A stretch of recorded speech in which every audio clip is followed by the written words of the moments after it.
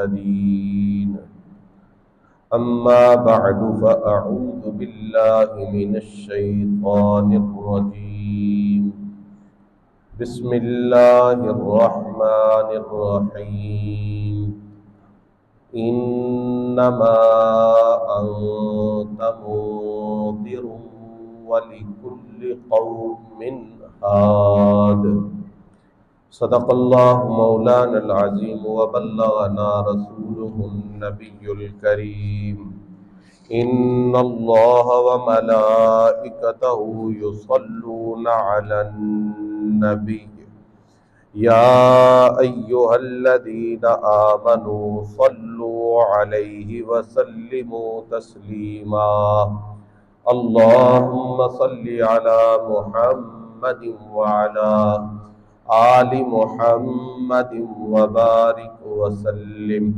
الصلاة والسلام عليك يا سيدي يا رسول الله وعلى آلك وأصحابك يا سيدي يا حبيب الله. الصلاة والسلام عليك يا قائد الغر المحجلين وعلى آلك وأصحابك يا شفيع المذنبين. حمد و صلاة کے بعد معزز و محتشم حاضرین و سامعین، اللہ جل جلالہ کے فضل و کرم سے آقا کریم رؤوف الرحیم علیہ الصلوات و تسلیمات کی نگاہ عنایت سے رمضان المبارک کی متبرک ساعتوں میں جمعۃ المبارک کی بابرکت گھڑیوں میں مجھے اور آپ کو مسجد شریف کی حاضری نصیب ہو رہی ہے۔ دعا فرمائیں اللہ رب العزت ہم سب کی حاضری کو اپنی پاک بارگاہ میں شرف قبولیت عطا فرمائے۔ حضرات گرامی قدر، اس بات میں کوئی شبہ نہیں کہ انسان کو زندگی کے ہر شعبہ میں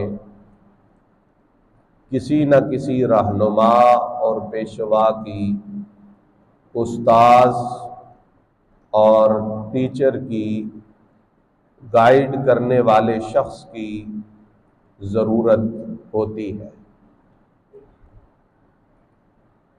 اب اگر انسان پیشوا کے بغیر، رہنما کے بغیر کسی رستے پر چلتا ہے تو امکان یہی ہے، بلکہ قوی امکان یہی ہے کہ یہ انسان راہ راست سے بھٹک جائے گا، منزل نہیں پا سکے گا۔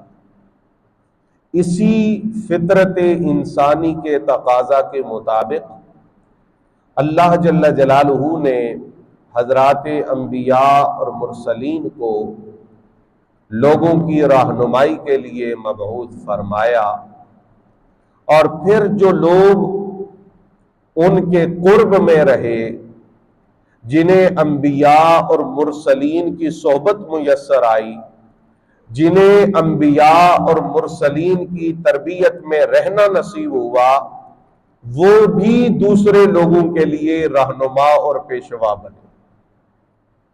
ہمارے آقا و مولا صلی اللہ علیہ وآلہ وسلم امام الاولین والآخرین ہے، پہلوں اور پچھلوں کے پیشوا اور رہنما ہے، اور جو لوگ آپ کی صحبت میں رہے اللہ رب العزت نے انہیں بھی منصب رہنما پر فائز فرمایا حضور کی صحبت کی برکت سے۔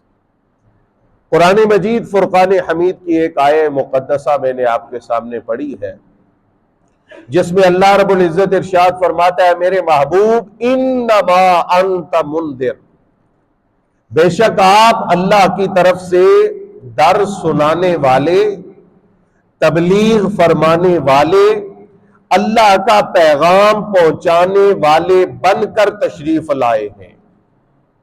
وَلِكُلِّ قَوْمٍ ہَادٍ، اور ہر قوم کے لیے، ہر جماعت کے لیے، ہر گروہ کے لیے، ہر طبقہ کے لیے ایک ہاد ہوتا ہے، ہدایت دینے والا، رہنما، پیشوا۔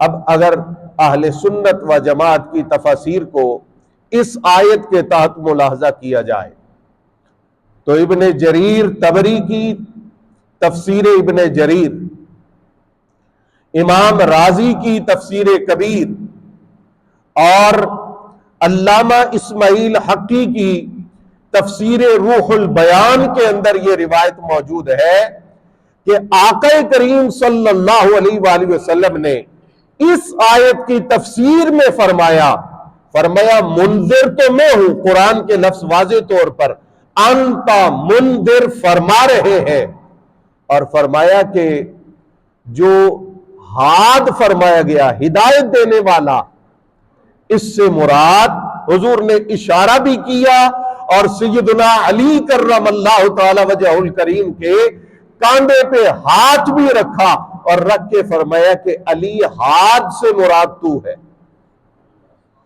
میری امت کو ہدایت دینے والا، میری امت کی رہنمائی کرنے والا، میری امتوں کو مشکل مسائل کا حل بتانے والا، اے علی تو ہے۔ اب اس سلسلہ میں دو روایتیں آپ حضرات کی خدمت میں پیش کر رہا ہوں۔ ایک روایت حضور رحمت عالم صلی اللہ تعالی علیہ وآلہ وسلم نے ارشاد فرمایا لوگوں، میرا اب تمہارے درمیان کتنا وقت ہے میں نہیں جانتا، اللہ جانتا ہے۔ کم وقت رہ گیا، تھوڑا وقت رہ گیا، یعنی یہ اشارہ ہے حضور کا اپنے وصال مبارک کی طرف۔ فرمایا سنو، انی لا ادری ما قدر بقائی فیکم فاقتدوا بالذین من بعدی۔ فرمایا میرے بعد دو بندوں کی اقتدا کرنا، انہیں اپنا امام سمجھنا، انہیں اپنا رہنما سمجھنا، انہیں اپنا پیشوا سمجھنا، انہیں مصلح امامت کا وارث سمجھنا۔ وَأَشَارَ إِلَىٰ أَبِي بَكْرٍ وَعُمَرٍ، اور سرکار نے اشارہ کیا حضرت سیدنا ابو بکر اور حضرت سیدنا عمر رضی اللہ تعالی عنہما کی طرف، پھر فرمایا وَاهْتَدُوا بِهَدْيِ عَمَّارٍ، اور فرمایا اس کے بعد جس رستہ پہ عمار چلے تم عمار کے پیچھے پیچھے چلنا، جس رستہ پہ تمہیں عمار لے کے جائے اس رستہ کو صراط مستقیم سمجھنا، جس رستے پہ تمہیں عمار چلتا ہوا نظر آئے اسے حق کی علامت سمجھنا۔ وما حدثکم ابن مسعود فصدقوہ، اور عبداللہ ابن مسعود جو بات تمہیں بیان کرے اس کی تصدیق کرنا۔ یہ ایک سرکار نے اصول عطا فرما دیا، ضابطہ دے دیا، امت کو رہنمائی کے لیے ایک واضح قانون عطا فرما دیا۔ اب یہ جو بات ہے کہ حضرت عمار ابن یاسر کے پیچھے چلنا ہے، اس کی وضاحت کیا ہے، اس کی تفصیل کیا ہے؟ حضرت سیدنا حذیفہ بن یمان جو رازدار رسول صلی اللہ علیہ وآلہ وسلم ہے، سرکار کے خاص الخاص صحابی ہیں، حضرت حذیفہ بن یمان رضی اللہ تعالی عنہ، ان سے عرض کیا گیا ان امیر المؤمنین عثمان قد قتل۔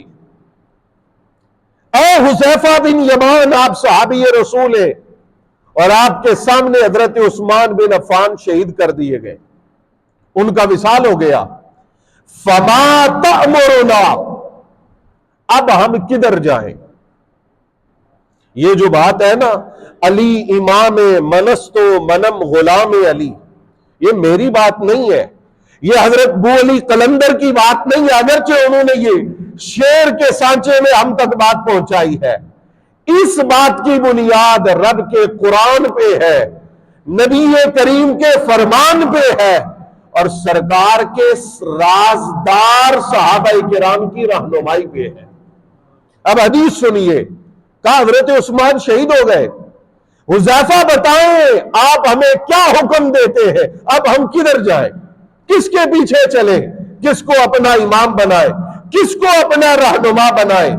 قالا آمرکم ان تلزموا عمار، فرمایا میں تمہیں یہ حکم دیتا ہوں کہ تم عمار ابن یاسر کو لازم پکڑو۔ آمرکم ان تلزموا عمارا، تم عمار ابن یاسر کو دیکھو وہ کدھر چلتے ہیں، وہ کس طرف جاتے ہیں، جدھر عمار جائے تم ادھر ہی جاؤ۔ اللہ اکبر۔ قالو، اب انہوں نے کہا حذیفہ آپ ہمیں عمار کا کہہ رہے ہیں، اور عمار ان عمارا لا یفارق علیہ، عمار تو ایک لمحہ کے لیے بھی علی سے جدا نہیں ہوتے۔ اس کا مطلب یہ ہوا کہ آپ ہمیں سیدھا نہیں کہہ رہے کہ علی کے پیچھے چلو، آپ ہمیں علی کے پیچھے چلنے والا، علی کا مقتدی اور امت کے لیے مقتدا عمار ابن یاسر بتا رہے ہیں۔ کہا قالا ان الحسد هو اہلک الجسد، فرمایا حضرت حذیفہ سمجھ گئے نا کہ ان کے اندر بیماری کیا ہے، مسئلہ کیا ہے؟ فرمایا اچھا عمار کا علی کے ساتھ ہونا تمہیں تکلیف دیتا ہے، تمہارے اندر حسد کی آگ بھڑکتی ہے کہ عمار علی کے پیچھے کیوں چلتا ہے؟ فرمایا سنو ان الحسد هو اہلک الجسد، یہ جو تمہارے اندر علی المرتضی کا حسد ہے نا، اس سے علی کا کچھ کم نہیں ہوگا، اس سے علی کا کوئی نقصان نہیں ہوگا، بدبختو اس سے تم اپنی ہلاکت کا سامان مہیا کر رہے ہو۔ اور یہ حضرت حذیفہ کا جملہ صرف اس دور کے لیے نہیں ہے، یہ قیامت تک کے لیے ہے۔ جو علی پاک سے حسد کرے وہ علی کا کیا بگاڑ سکتا ہے؟ جن کے ساتھ تائید خدا ہے، جن کے ساتھ نصرت مصطفیٰ ہے، اس کا کوئی کیا بگاڑ سکتا ہے؟ کہا سنو تم علی سے حسد کر کے اپنی تباہی اور بربادی کی تیاری کر رہے ہو۔ پھر سنیے، اس کے بعد آپ نے فرمایا وَإِنَّمَا يُنَفِّرُكُم مِّنْ عَمَّارٍ قُرْبُهُ مِنْ عَلِيٍّ، وہ صحابی تھے کون سا ڈرتے تھے، انہوں نے سیدھی بات کر دی، انہوں نے کہا تمہیں عمار اس لیے اچھا نہیں لگتا کہ وہ ہر وقت علی کے ساتھ رہتا ہے، وہ علی کے ساتھ پیار کرتا ہے، وہ علی کا نام لیتا ہے، وہ علی کی محبت کا پیغام گلی گلی کریا کریا سناتا ہے۔ فرمایا تمہیں اس لیے عمار اچھا نہیں لگتا، فَوَاللَّهِ لَعَلِيٌّ أَفْضَلُ مِنْ عَمَّارٍ، فرمایا تم سنو میں رب کی قسم کھا کے کہتا ہوں تمہیں عمار علی کے قرب کی وجہ سے اچھا نہیں لگتا، حالانکہ عمار کی نسبت علی کا درجہ تو بہت اونچا ہے، بہت بلند ہے۔ اب حضرت عمار کون ہے؟ یہ ایک اتنی طویل ہسٹری ہے جس کے لیے زندگی بھی ناکافی ہے۔ بس ایک بات اشارہ کے طور پہ عرض کرتا ہوں، ہمارے دل میں ایمان ہے، زبان پہ اس کا اقرار ہے، دل میں ایمان، زبان پہ، یہ ہمارا ایمان ہے۔ سرکار نے فرمایا جس بندے کے سر سے لے کر پاؤں تک پورے وجود میں ایمان دوڑتا ہے وہ میرا عمار ابن یاسر ہے، وہ عمار ابن یاسر۔ فرمایا ان کا اتنا مقام ہے لیکن علی ان سے بہت بلند ہے۔ کتنے بلند ہے؟ فرمایا ما بین الترابی والسحابی، فرمایا جتنا فاصلہ زمین کی مٹی اور آسمان کے بادل کے درمیان ہے، فرمایا اس سے بھی زیادہ عمار سے علی کا درجہ اونچا۔ اب واضح ہو گیا، پہلی حدیث میں نے آپ کو سنائی جس میں فرمایا گیا، حضور نے فرمایا کہ عمار ابن یاسر کی رہنمائی اور پیشوائی کو لازم پکڑنا. اور اس حدیث میں حضرت حذیفہ بن یمان رضی اللہ تعالیٰ عنہ نے سرکار کے فرمان کی روشنی میں اس بات کو واضح کر دیا کہ حضرت عثمان غنی شہید ہو گئے. اس کے بعد امت کے لیے رہنمائی، امت کے لیے ہدایت اور امت کے لیے صراط مستقیم کی کوئی سبیل ہے تو وہ عمار ابن یاسر کا رستہ ہے. اور عمار ابن یاسر وہ ہے جس کا امام علی ہے.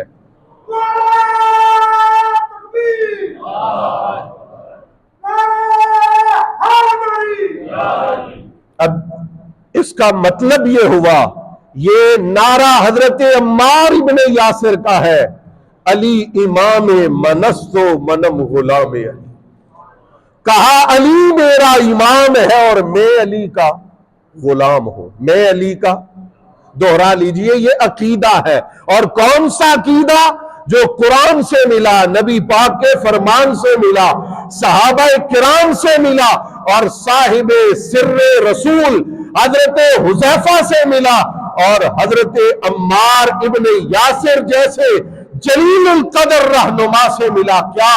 علی امام منست و منم غلام علی. علی میرا ایمان ہے اور میں علی کا غلام ہوں. کیوں نہ علی امام ہو؟ یہ میرے مصطفیٰ کی دعا ہے. اور ترمذی شریف میرے سامنے موجود ہے.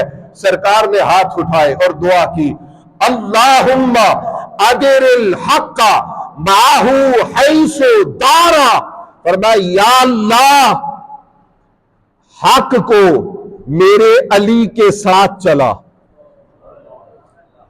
مجھے ضرورت ہے کہ میں حق کے پیچھے چلوں. آپ کو ضرورت ہے کہ آپ ادھر چلیں جدھر حق ہے. کائنات کا ہر شخص جو کامیابی کا طلبگار ہے، اس کے لیے حق کے پیچھے چلنا لازم اور ضروری ہے. پر سرکار کی دعا ہے، یا اللہ جدھر علی ہو حق کو ادھر پھیر. یہ مقام علی ابن ابی طالب ہے.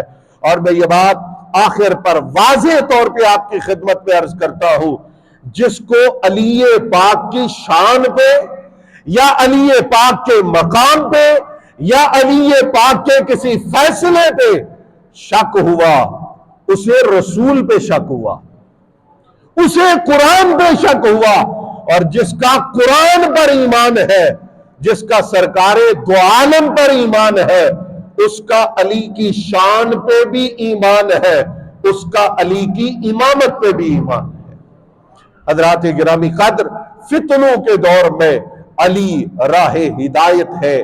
فتنوں کے دور میں علی صراط مستقیم کا نشان ہے. علی وہ ہے جن کے ساتھ مصطفیٰ کریم کی دعائیں ہیں، اور علی وہ ہے جن کا علم نگاہ مصطفیٰ کا فیضان ہے. علی یہ پاک وہ ہے جنہوں نے زندگی بھر جو بھی فیصلہ فرمایا، کہا نہ فیصلہ کرنے سے پہلے سوچا کہ کیا فیصلہ کروں، نہ فیصلہ کرنے کے بعد سوچا کہ کہیں کوئی کمی تو نہیں رہ گئی. پوچھا گیا راز کیا ہے؟ فرمایا راز یہ ہے، کملی والے آقا نے اپنا دست اقدس میرے سینے میں رکھا اور میرے سینے پہ رکھ کے فرمایا تھا، یا اللہ تو علی کے دل کو بھی اپنے اختیار میں فرما اور ان کے دل کی بھی حفاظت فرما، اور علی کی زبان کو بھی ہمیشہ کے لیے حق اور صراط مستقیم پہ قائم فرما. فرمایا پھر مجھے یقین ہو گیا میرے دل میں جو آئے گا وہ بھی حق ہوگا اور میری زبان پہ جو جاری ہوگا وہ بھی حق ہوگا. اس لیے ہمارا عقیدہ ہے کہ علی ہمارے امام ہیں اور ہم علی کے غلام ہیں. یہی غلامی مغفرت کی بھی سند ہے، بخشش کی بھی سند ہے، اخروی نجات کی بھی سند ہے. اللہ کے حضور دعا ہے وہ ہمیں اس غلامی پہ استقامت نصیب فرمائے. وما علیہ الا البلاغ.